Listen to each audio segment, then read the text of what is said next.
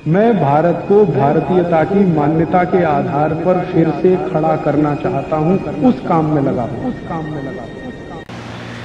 जब मैं यूरोप का अध्ययन कर रहा था तो यूरोप के बारे में और भारत का अध्ययन कर रहा था तो भारत के बारे में एक बड़ा अंतर पता चला, जो आप सब हमेशा याद रखिए।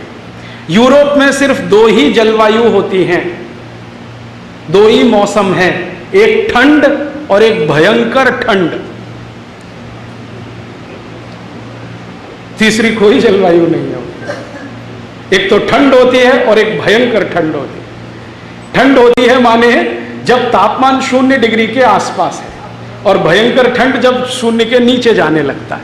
तीसरा कोई मौसम नहीं है। भारत में आप जानते हैं 16 तरह की जलवायु है और 16 तरह के मौसम है।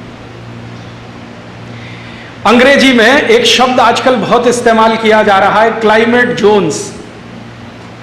दुनिया में अभी तक गिने हुए कुल क्लाइमेट जोन 16 हैं और भारत में सबके सब मौजूद हैं। संपूर्ण भारत का प्रवास कर लीजिए तो आपको 16 क्लाइमेट जोन्स दिखाई दे जाएंगे। अगर आपको स्विट्जरलैंड, डेनमार्क, नॉर्वे का क्लाइमेट जोन देखना हो तो आप चले जाइए जम्मू कश्मीर, हिमाचल प्रदेश, उत्तरांचल, आपको दिख जाएगा। अगर अफ्रीका के सहारा रेगिस्तान का क्लाइमेट जोन देखना हो तो चले आइए राजस्थान, वो आपको दिख जाएगा। अगर आपको ऑस्ट्रेलिया, न्यूजीलैंड वाला देखना हो वो हिंदुस्तान के नॉर्थ ईस्ट में दिखाई दे जाएगा।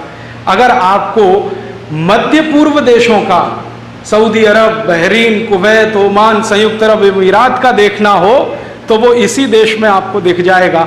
माने 16 क्लाइमेट जोन देखने के लिए भारत के बाहर जाने की जरूरत नहीं है, सब यहां है।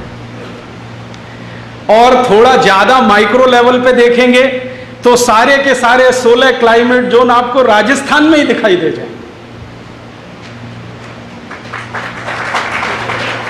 सारी दुनिया में भारत की प्रशंसा हो रही है। उसमें एक बहुत बड़ा जो आधार है कि भारत में सभी तरह का मौसम है।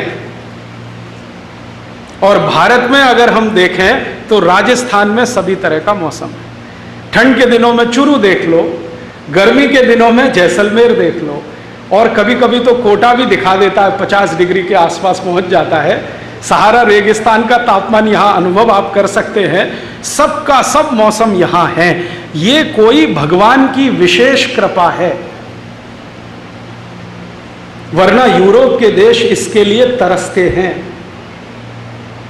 मैंने यूरोप में देखा कि 9 महीने तो सूर्य निकलता नहीं। जो गलती से किसी दिन सूर्य निकल आया तो वो सब पागल हो जाते हैं, और इतने पागल हो जाते हैं कि कपड़े उतार के फेंक देते हैं और नंग धड़ंग खड़े हो जाते हैं सूरज की धूप लेने के लिए और चिल्लाते हैं good morning, good morning, good morning, अच्छी सुबह, अच्छी सुबह, अच्छी सुबह, क्योंकि सूर्य दिख गया।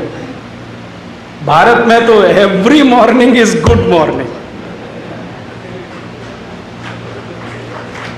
आप बताइए कौन सा दिन है जो आपको सूर्य नहीं दिखाई देता?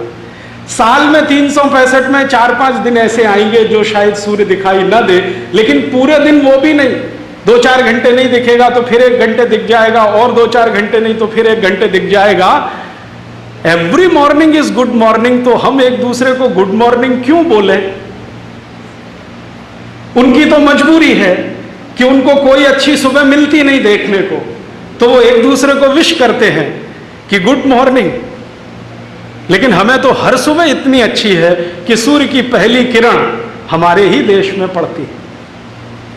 सारी दुनिया इस बात को जानती है कि सूर्य की पहली किरण भारत में ही पड़ती है, और यह भी है सूर्य की आखिरी किरण भी भारत में पड़ती है। तो जिस देश में सूर्य इतना मेहरबान हो और सूर्य के चारों तरफ सारे देवी देवताएं कृपावान हो, वो देश तो कोई विशेष ही होता है। इसलिए भारत देश में जन्म लेना बड़े पुण्य का काम माना जाता है, बड़े भाग का काम माना जाता है।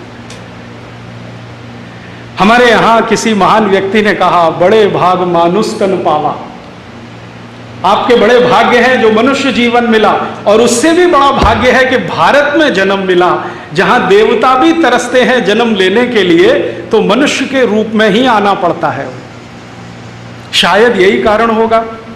साल के 365 दिन सूर्य, साल के 9 महीने प्रकृति चक्र का चलना, पानी का वाष्पीकरण होना, वाष्पीकरण का संघनन होना, संघनन से बारिश होना, समय से बारिश होना, हर मौसम समय से आना। हमें मालूम है कि ये महीने के बाद ये आ जाएगा, ये महीने के बाद ये आ जाएगा। इतनी हमारे जीवन में मौसम की निश्चिंतता है जो दुनिया के किसी देश में नहीं।